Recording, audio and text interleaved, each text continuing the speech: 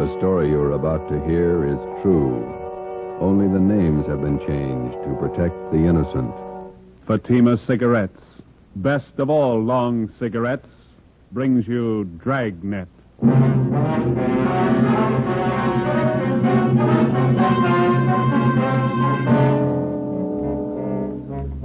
You're a detective sergeant. You're assigned to homicide detail. A notorious hoodlum in your city has been shot to death. A gang war is threatened if his followers seek revenge. Your job, find the killers. If you want a long cigarette, smoke the best of all long cigarettes. Smoke king-size Fatima. Fatima is the long cigarette which contains the finest Turkish and domestic tobaccos, superbly blended to make Fatima extra mild. And that's why Fatima has a much different, much better flavor and aroma than any other long cigarette. That's why Fatima has more than doubled its smokers coast to coast. So, enjoy Fatima, the best of all long cigarettes. It's wise to smoke extra mild Fatima. It's wise to smoke extra mild Fatima.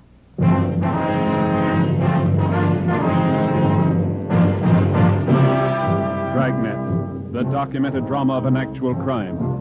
For the next 30 minutes, in cooperation with the Los Angeles Police Department, you will travel step by step on the side of the law through an actual case from official police files. From beginning to end, from crime to punishment, Dragnet is the story of your police force in action. It was Saturday, July 22nd. It was hot in Los Angeles. We were working the night watch out of homicide detail. My partner's Ben Romero. The boss is Thad Brown, chief of detectives. My name's Friday. It was 10 p.m. when we walked out of the murder room at the Ferndale Sanitarium and went down to the end of the hall, the emergency room. I'm sorry. I know that's hurt. We have to irrigate the wound. Where are the bullets that were removed from Miss Stalling? Right on the table, Doctor. There they are, Captain Elliott. Thank you. Romero, you want to mark her for evidence? All right. Doctor? Yes, Sergeant. Wonder if it'd be all right if we asked Miss Stallings a few questions? I think so. She's still in a bad state of shock. If it'll be as brief as possible. Yes, sir. Miss Stallings, these men are police officers. This is Captain Elliott. This is Sergeant Friday, is that right? That's right. It's my partner, Sergeant Romero. Yes. You were in the room when Gus Valentine was shot? Yes. Do you feel up to telling us what happened? No. Excuse me, please. Surely. I have to paint this. Get the compress on it. You were visiting Valentine? So you better wait until the nurse finishes up there. All right, sorry. She got hit twice, just flesh wounds, but they're very painful. Yeah. Excuse me. Surely. You're all right. I can reach it.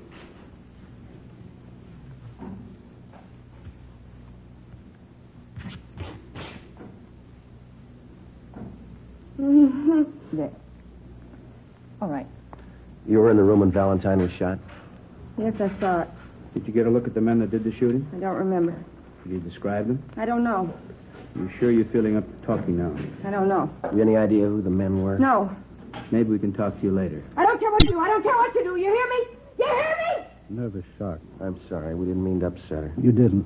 Thought maybe she might be able to help you a little, but I guess not. Better make it sometime tomorrow morning. She'll be all right then. Okay, thanks. I don't know if I saw him. I don't know if I saw him. How should I know if I saw him? How should I know? Let's go.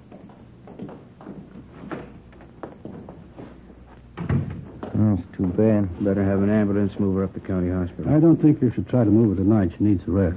All right, we'll have a detail of men stand watch here till she's moved. What time tomorrow could we see her? If you can make it close to noon, it'd be better. Good rest, she'll be all right. Better let me give you a ring. Right. Could you give us her full name and address? Yes, I have it right here. Ida Mae Stallings, 837 Downhill Street, Linwood. All right, thank you. Anybody else here in the sanitarium see the shooting? Well, I saw the men. I couldn't describe them, just their backs as they ran down the hall after the shooting. How were they built, do you remember? About average, I'd say. Hard to tell. How are they dressed? Well, one of them was wearing a hat. Looked like some kind of summer hat. Straw? No, it was one of those, what am I trying to say? You know the kind. Was it an open weave hat? No, well, you know, very common in the summer. You mean a Panama? Panama, sure, that was it. White. What kind of suits did they have on? I couldn't tell you. I was in my office when I heard the shots. I came out in the corridor. They were just making it to the back door. Anyone else see it? Sylvia Proctor, the nurse who was in the room at the time.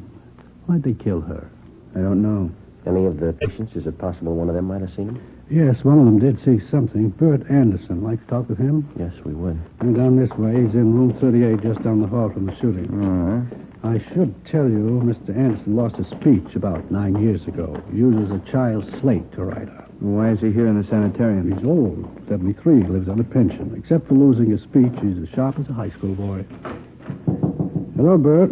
Sorry to bother you after all the excitement. Yeah, all right. We won't keep you up long. It's after your bedtime. Would you hand me that box of chalk over there? Oh, yeah. Bert, these are the police officers. I want you to tell them what you know about the shooting tonight.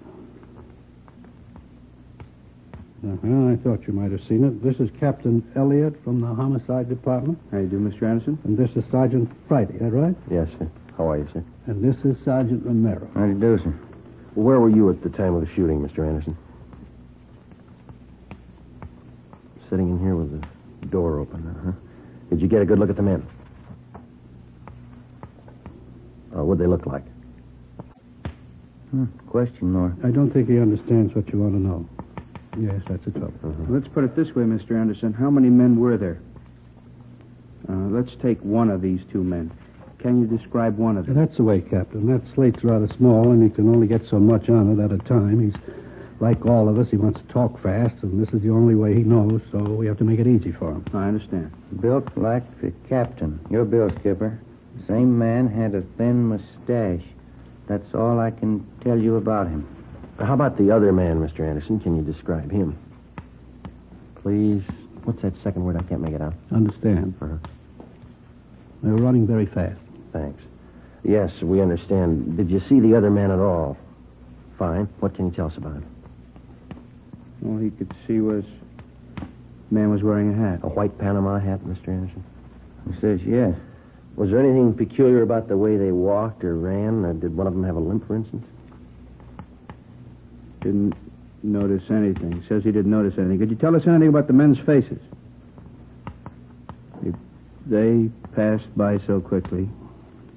I was worried about the gunshots. Yes, we can understand that, but do you think you could identify them if you ever saw them again? He says he could try. Could Mr. Anderson come downtown if we ever show up? I don't see why not, but gets around fine. Now he wants to know why they killed Miss Proctor, the nurse. He says she was one of his best friends. We don't know, Mr. Anderson. Says he wishes he could talk. Maybe he could help you more. It's all right, Bert. You talk loud enough.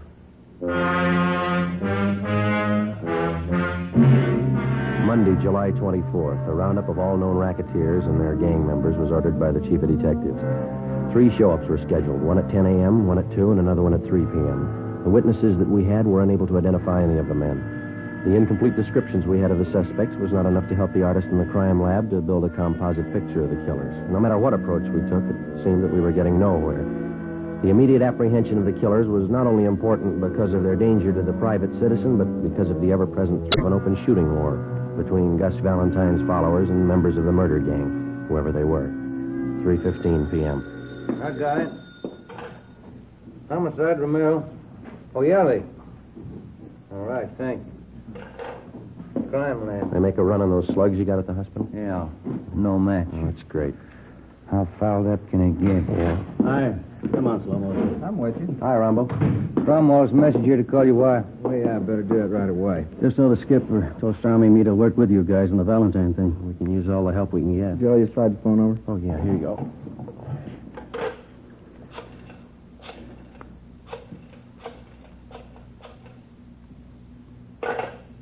What's the matter? Change your mind?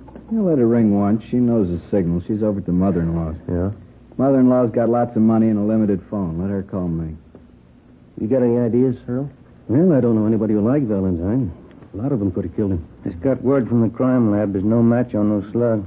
And you didn't get anything out of the show-ups. No, nothing. Maybe that Stallings woman can give us something, huh? You haven't been out there yet? No, not yet. We've been sweating out the show-ups. Stormy and I read your reports. Rough go. We had an idea. Yeah? One of Valentine's boys you didn't get around to yet. Who's that? Benny Davis. He was pretty close to him. Thought a lot of him. If anybody figures to take over his interest, it's probably Davis. Well, you think advancement could have been the motive for him? No, he wouldn't kill him. Anyway, he couldn't have. Just got in from Florida this morning. That doesn't mean he couldn't have engineered it. Possible, but I doubt it. Stormy and I know his operation pretty well. Pulled him in on that Patterson killing 6 months ago. Checked back to his record. Never picked up carrying a gun. Well, it doesn't mean he couldn't get one in a hurry. I'm not going to guarantee Davis, but I don't think he's your man, Joe. You got a line on him? Lives at the Churchill Arms out in Wilshire, near UCLA. All right, we'll talk to him. What was the name of that girl who was wounded, the one at the sanitarium? Ida Mae Stalling. We'll go out and talk to her if you like. Fine. Who's going to see the Stallings woman at the sanitarium? We are. The doctor just called in from out there. Oh, yeah? Says she got something important to tell us. What do you think? She ran with Valentine. She knew his friend. Yeah? Maybe she knows his enemies. As we planned, Detectives Rombo and Stromwall went out to the Ferndale Sanitarium to talk to Ida Mae Stallings. Ben and I drove out to the Churchill Arms apartments to see Benny Davis, one of Gus Valentine's close friends. He left a message with the desk clerk that he would be at his tailor's most of the day. The clerk gave us the address. It was an exclusive custom shop on Crescent Drive in the heart of Beverly Hills. Franklin Smith Limited was one of those places that featured imported Scotch tweeds and fine English woolens.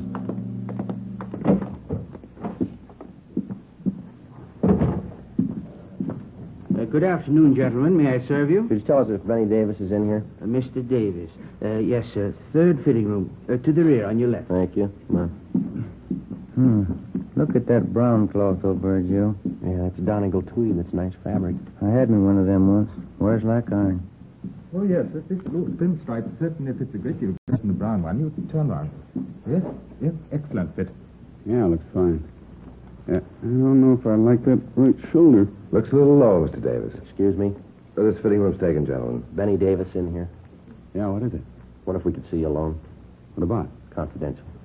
No, Cedric, not like that. Pull the shoulder up. More padding, maybe. Oh, do you think so? I don't know if I agree, Mr. Davis. Well, you can see how it slopes off there. I like a good full shoulder. Well, you've got a good full cut here. Of course, too much padding is going to ruin the line of the jacket. I'd like more padding. Yes, very well. Number 2 pad on the right shoulder and ease the armhole. Number 2 pad, right shoulder, ease armholes. What is it, income tax? What's the secret? We're police officers. I'd like to talk to you alone for a minute. All right, be finished in a second. That takes care of this one, Mr. Davis. You want 2-inch cuffs in the trousers? Yeah, on all of them. Cedric, be sure to get these sleeves short enough. I'd like lots of linen to show. Yes, surely. Now, if you'll slip on the green tropical. Okay. I'll take your jacket. Thanks. And tell me what it's all about? Rather talk to you alone. Here are the trousers. Okay. Good-looking suit, huh? Fine. Yeah, get all my stuff made here. I'll let Smith here make you a suit sometime. Got a fine suit of clothes. Yeah. Thank you, Mr. Davis. Is your jacket, Mr. Davis? Right. That looks fine. Yes, the trousers are just right, and for fullness in the back of the jacket here. Uh-huh. And take in the center seam. Taken center seam. How much? And trimmed. Here's the back. Raise the back. Shorten the collar. Shorten collar. Yeah, looks just fine. That's a nice soft roll of the lapels, isn't it? Yeah, good. All right, Mr. Davis. Now, how about the white Palm Beach? Nice Panama hat. It'd go good with that one. I never wear them. I like a coconut palm with a wide puckery band. Wonder if you could hold off the next fitting for a minute. We won't keep you long. All right. Any place around here where it's private? We can use Smith's office. Okay, Frank? Certainly. Go right ahead, gentlemen. Thank you. Which way? Back here.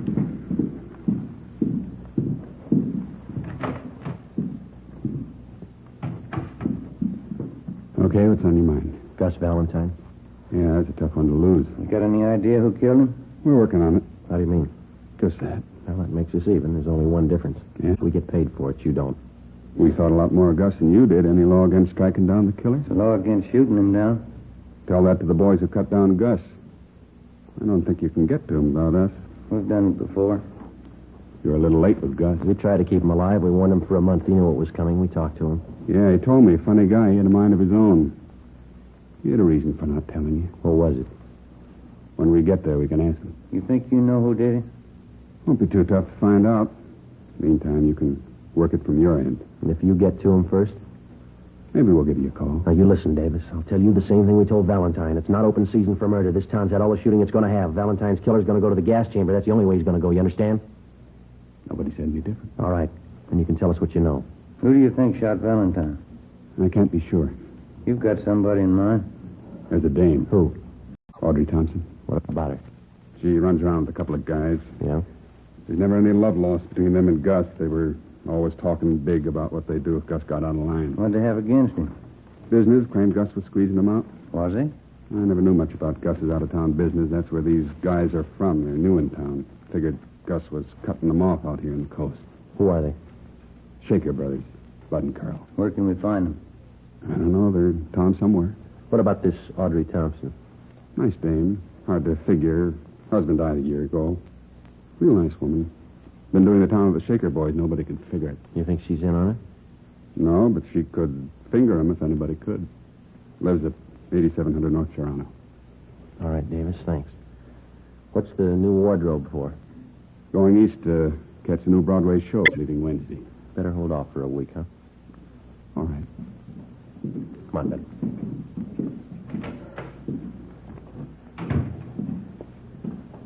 Think he's got anything? Could be. We'll run it down. Now, wait a minute. Yeah?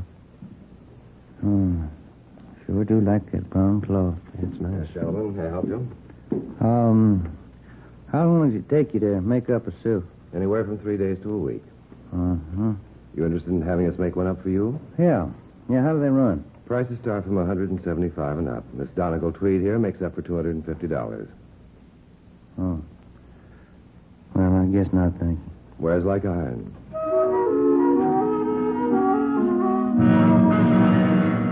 $4:30 p.m. We drove out to 8700 North Serrano to the home of Audrey Thompson. There was nobody home. We went back to the office to check with Rombo and Stromwall. We drove in the Spring Street entrance of the City Hall garage.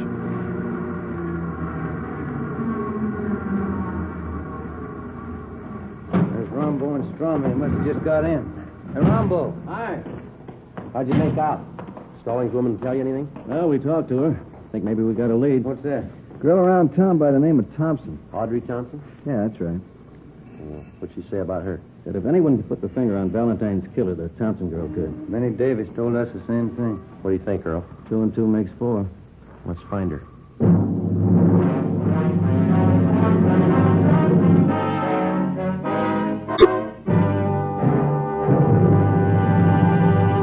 You are listening to Dragnet for the step-by-step solution to an actual police case. Here, step by step, are the reasons why Fatima has more than doubled its smokers from coast to coast. Step 1. The name Fatima has always stood for the best in cigarette quality. Step 2. Long cigarette smokers discover Fatima has a much different, much better flavor and aroma. Step 3. Long cigarette smokers find Fatima extra mild. Fatima is the long cigarette which contains the finest Turkish and domestic tobaccos superbly blended to make Fatima extra mild. And that's why more and more smokers every day agree It's wise to smoke extra mild. Fatima. It's wise to smoke extra mild Fatima. yes, the name Fatima on that golden yellow package is your insurance of an extra mild smoke. So enjoy King Size Fatima, the best of all long cigarettes.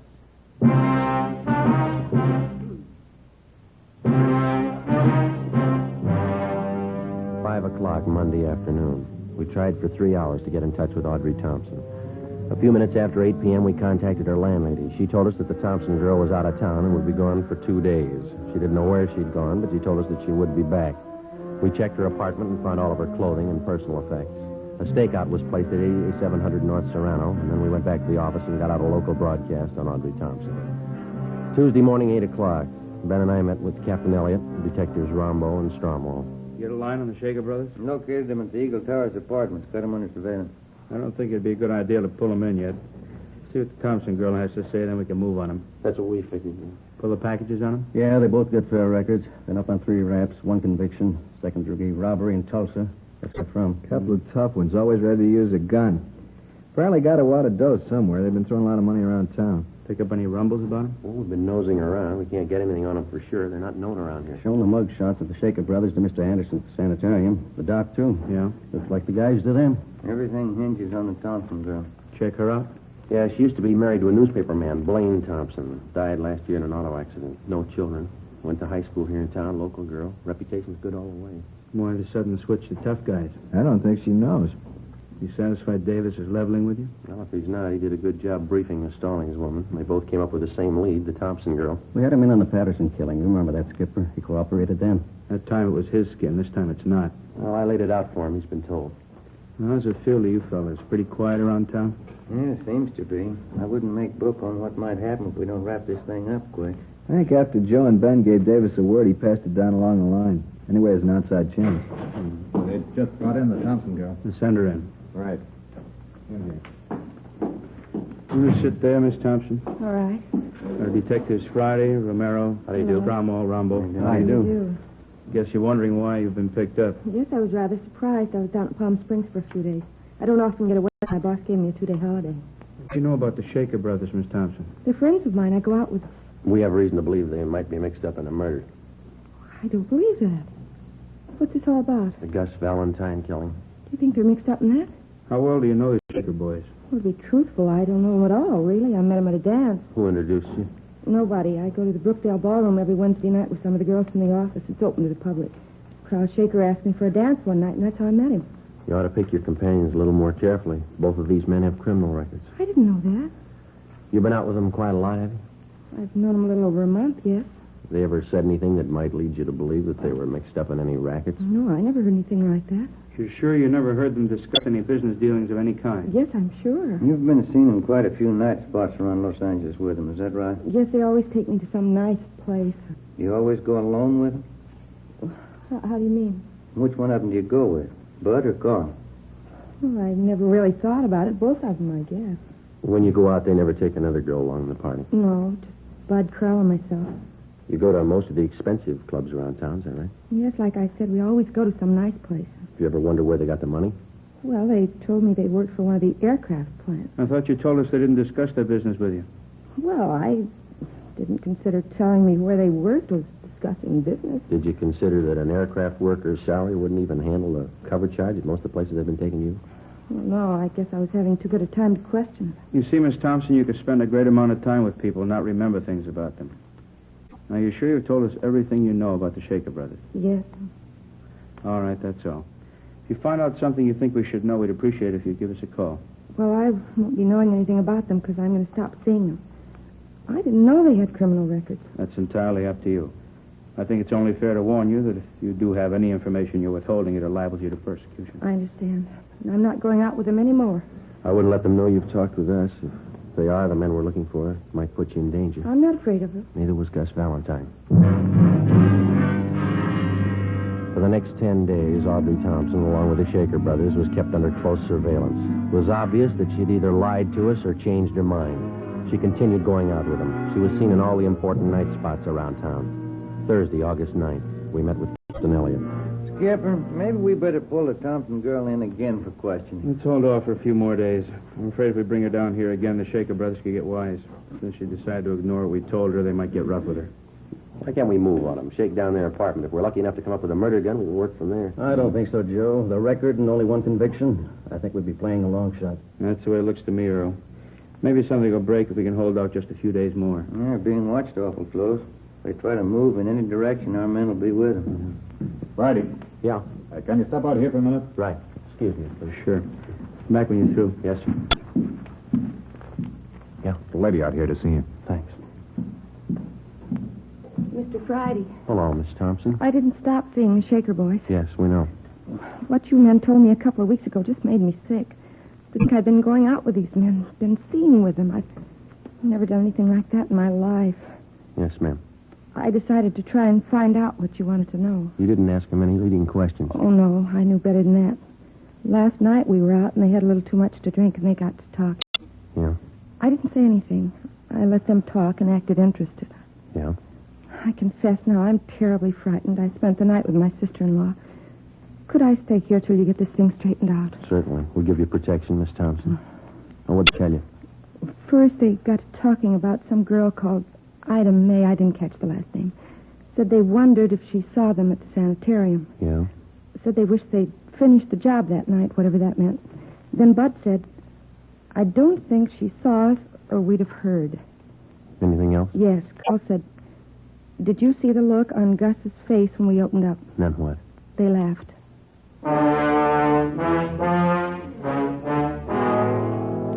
I had a stenographer take Audrey Thompson's statement, and I filled in Captain Elliott, Rombo, Stromwall, and Ben. We checked the stakeout on the Shaker brothers' apartment. The suspects hadn't been seen since early that morning when they'd gone in.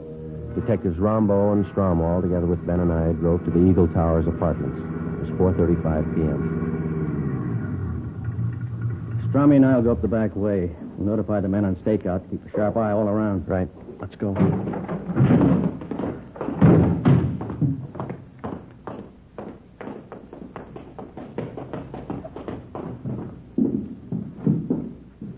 Apartment 410 is the top floor. Yeah, let's take the elevator. Yeah.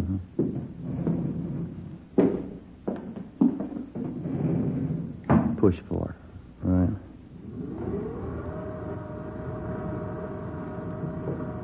Just thinking. Yeah?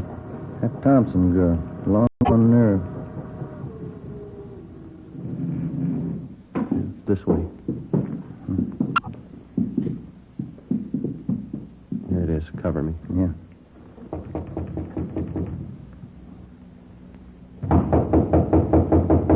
Yeah. Police officers. You all right? Well, Hit the door. Come on. Window's open so far as gate. Come on.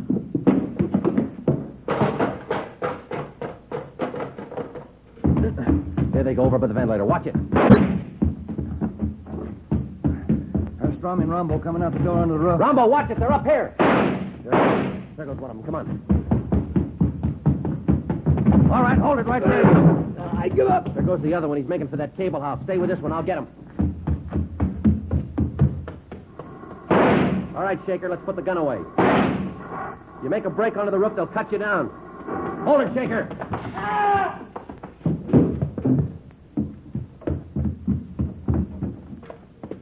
You all right, Joe? Yeah. Did you shoot him? No. He was trying to make it to the roof. He grabbed that hot terminal over there, knocked him cold. Oh, yeah. Move your foot, will you? Yeah. What's that? White Panama hat.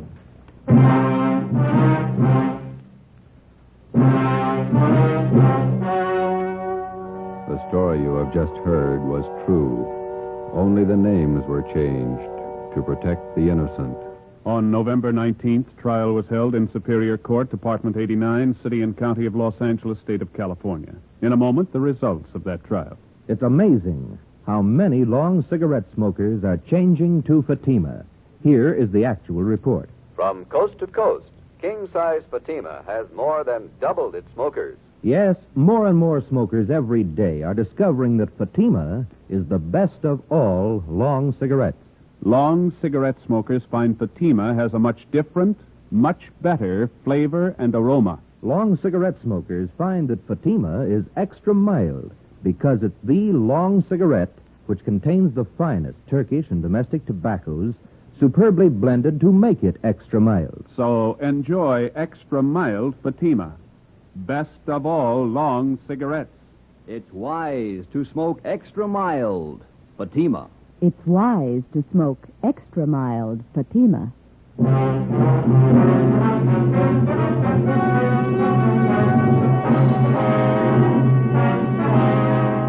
Adolph Bud Shaker and his brother Carl Shaker were tried and convicted of murder in the first degree. On recommendation of the jury, they received life sentences. They are now serving their terms in the state penitentiary.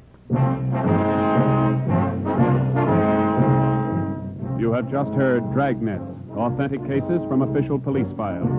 Technical advice for Dragnet comes from the Office of Chief of Police W.A. Wharton, Los Angeles Police Department. Fatima Cigarettes, best of all long cigarettes, has brought you Dragnet from Los Angeles. Tomorrow, hear the Ronald Colmans in the Halls of Ivy on NBC.